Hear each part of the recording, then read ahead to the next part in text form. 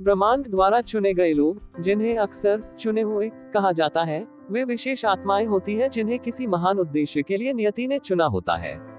उनका जन्म साधारण नहीं होता, उनके भीतर कुछ असाधारण और अकल्पनीय होता है। उन्हें अपने समय, स्थान और परिस्थितियों से परे जाकर कुछ ऐसा करना होता है जो दुनिया की दिशा बदल दे। चुने हुए लोग आमतौर पर किसी अद्वितीय शक्ति या कौशल से लैस होते हैं। यह शक्ति शारीरिक, मानसिक या आध्यात्मिक हो सकती है। किसी योद्धा के रूप में उनकी ताकत बेमिसाल हो सकती है। कोई कलाकार अपनी कला से दुनिया को बदल सकता है, या कोई विचारक अपनी सोच से समाज को नई दिशा दे सकता है। ब्रह्मांड द्वारा चुने गए लोग कभी सरल जीवन नहीं जीते। उनका जीवन कठिनाई और चुनौतियों से भरा होता है। ये परीक्षाएं उन्हें न केवल उनके उद्देश्य के लिए तैयार करती हैं, बल्कि उन्हें अपनी कमजोरियों और ताकत को पहचानने का अवसर भी देती हैं। ये लोग अक्सर महसूस करते हैं कि वे किसी बड़ी शक्ति या योजना का हिस्सा हैं। उनकी हर सफलता और असफलता इस बड़ी योजना का हिस्सा होती है।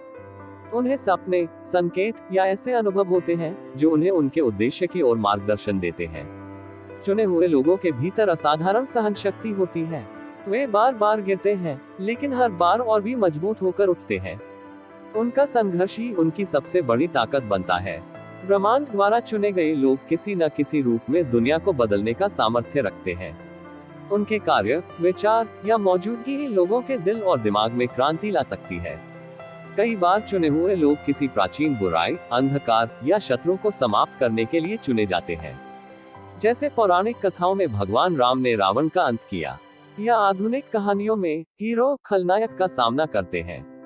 चुने गए लोग अक्सर अराजकता और संघर्ष के समय में संतुलन बहाल करने के लिए आते हैं।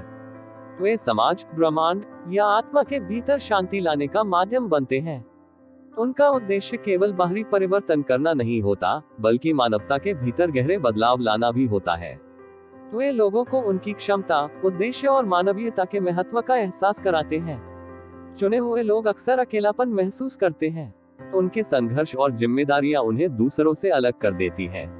उनकी परेशानियों को समझने वाला शायद ही कोई होता है। वे खुद को दुनिया से अलग और अलग-थलग महसूस करते हैं।